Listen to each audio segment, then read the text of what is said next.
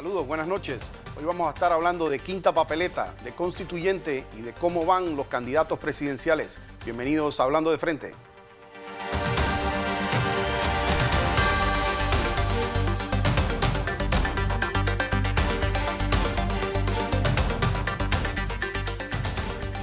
Empieza el año electoral, empieza ya a definirse la oferta electoral, ya tenemos casi a los candidatos independientes debidamente identificados. El presidente quiere hablar de constituyente y quiere hablar de quinta papeleta. Tenemos el país un poquito enredado y de eso vamos a hablar en la noche de hoy.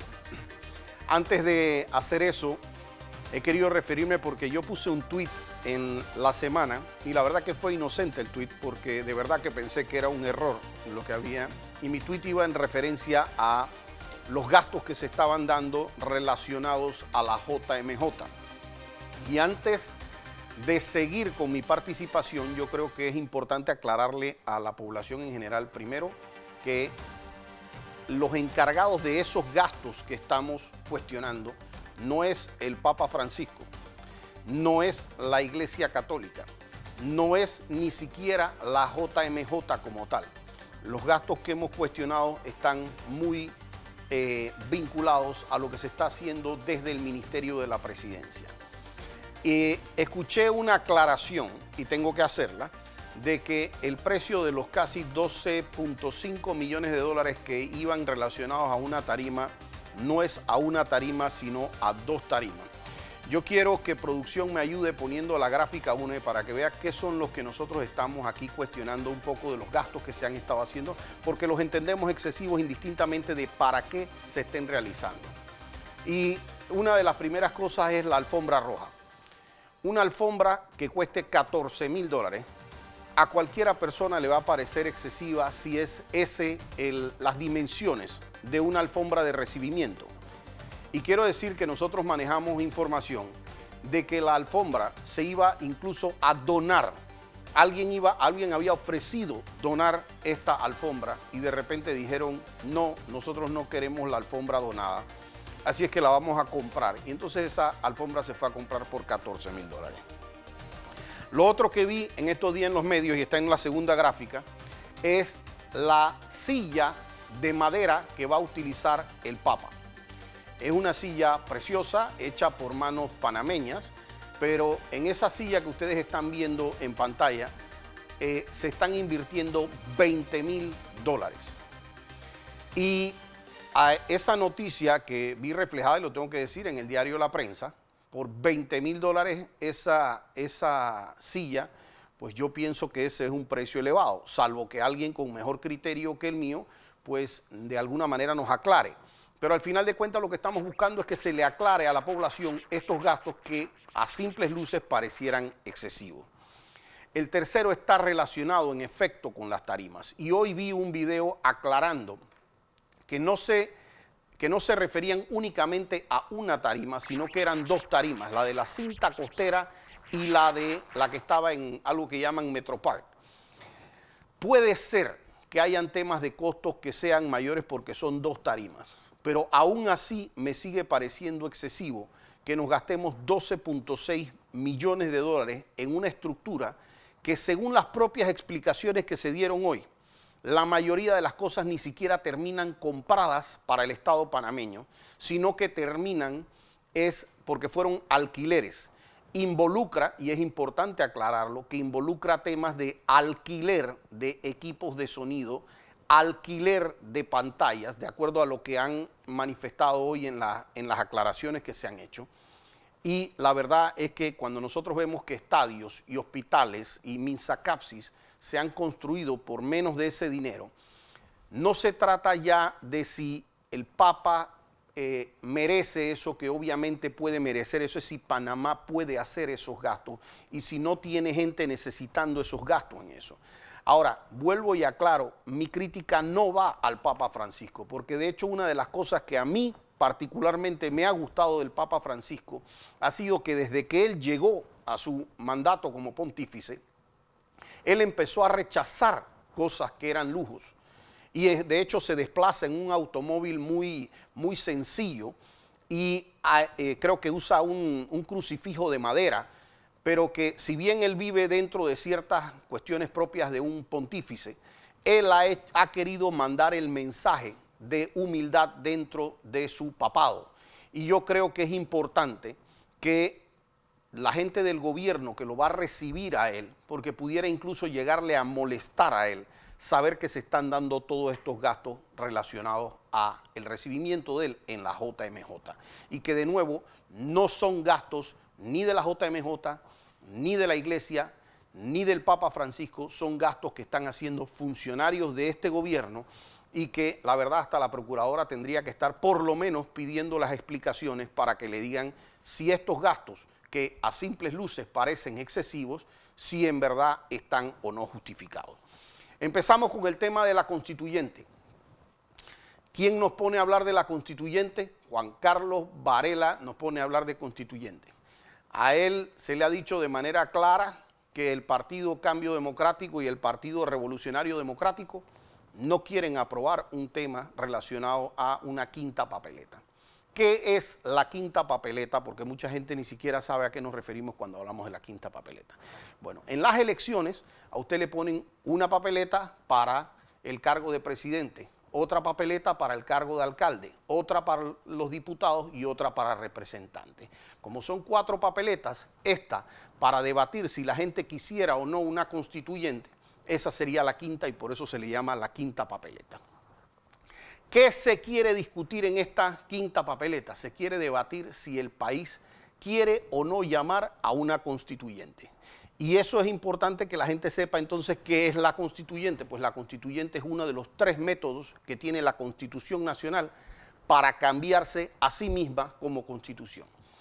Pero cuando nosotros hablamos de la Constitución Nacional, nosotros tenemos que ver qué es lo que tiene ese librito que llamamos Constitución. Y ese librito que llamamos Constitución es como el corazón del país en materia de leyes. Es lo que tiene desde cómo nos llamamos como país, cuáles son los derechos que le vamos a dar a los ciudadanos, cada cuánto vamos a elegir un presidente, si nosotros vamos a dejar que ese presidente o no se reelija, si tenemos diputados nacionales, provinciales, circuitales, si vamos a permitir que esos diputados se reelijan o no, cómo van a ser los presupuestos de esos órganos del Estado, cómo se va a elegir a los magistrados o a la procuradora general o al procurador general de la nación, cuánto tiempo se van a quedar ellos en sus cargos, qué requisitos le vamos a pedir a esa gente para sus cargos. Ahí se debaten cosas como si Panamá, por ejemplo, va a aceptar cosas como el matrimonio igualitario, si eso va a ser algo que Panamá va a avalar, van a darse temas referentes a cómo se invierten dineros del Estado. Entonces, todo este concepto que se desarrolla a lo largo de la Constitución Nacional, el Canal de Panamá, mantenerlo o no lejos de la política, cómo blindar temas del Canal de Panamá. Entonces, esto es un tema muy importante que abarca muchísimos temas y que requiere que los panameños estemos con la mejor intención y en el mejor ambiente para poder solventar ese problema. Y por eso se le ha dicho al presidente, en una época electoral en la que usted está en el ocaso de su gobierno, un gobierno que pudiera ser catalogado de impopular, es decir, el gobierno no tiene la capacidad de liderazgo para tratar de impulsar estas reformas, no tiene la confianza ciudadana, no ponga a la gente a debatir en este momento un tema de quinta papeleta y de una constituyente, porque la gente necesita estar tranquila para debatir eso. Cuando usted, mire, cuando usted se pelea en la casa con su mujer o su mujer con el marido, ¿verdad? En el momento en que están peleando, no es el momento para ponerse a hablar ni de gastos, ni qué quieren hacer con la universidad de los hijos, ni quieren hacer... Los temas importantes no se debaten cuando se están en conflicto. Entonces, nosotros hemos estado cerca de 2 años en un conflicto mayor, el país revuelto. Hoy día, ahora al final es revuelto con productores, revuelto con una serie de cosas.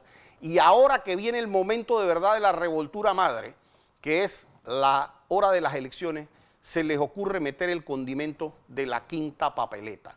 Cuando un presidente no tiene mayoría en la asamblea, cuando tiene a los diputados en contra.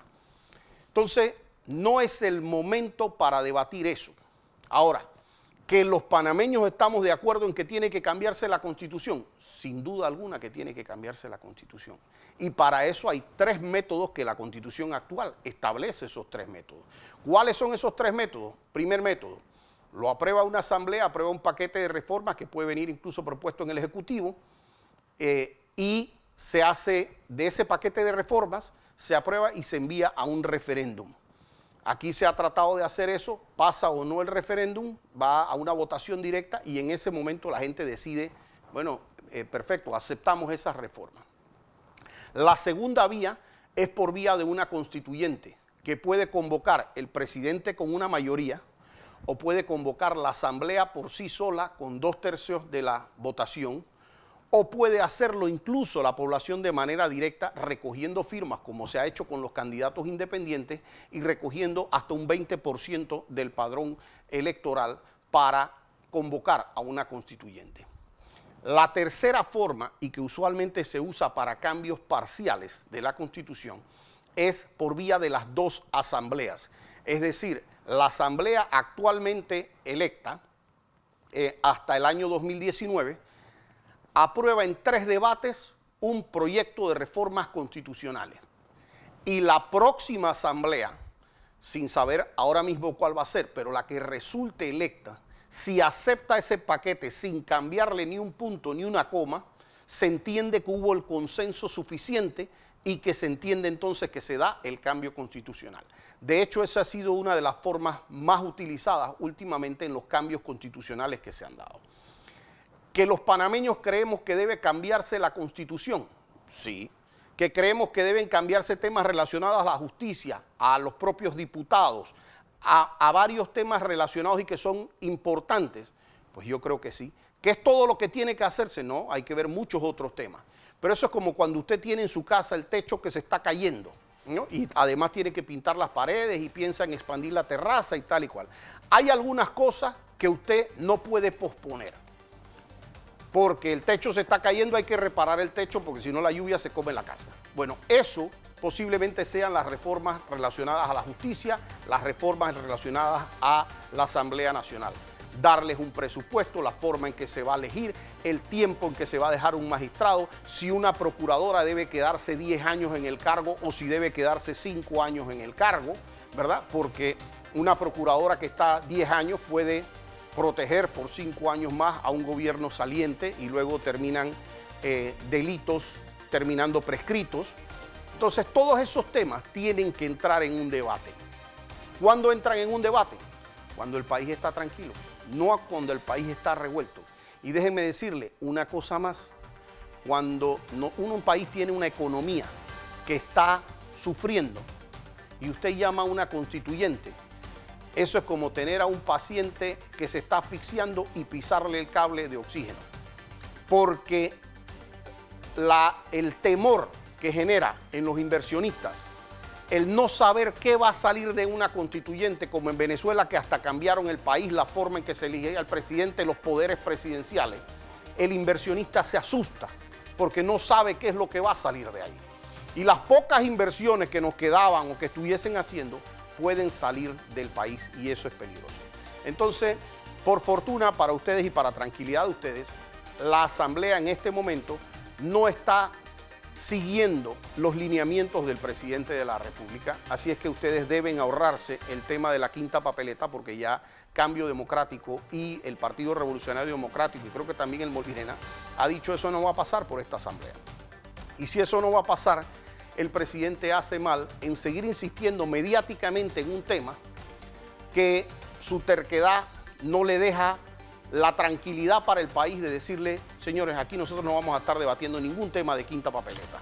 Aquí, tranquilos, que nos vamos a las elecciones y ya cuando salga electo el nuevo presidente podremos hacer algunos cambios parciales, pero será al nuevo presidente a quien le toque convocar los cambios a una Constitución nacional.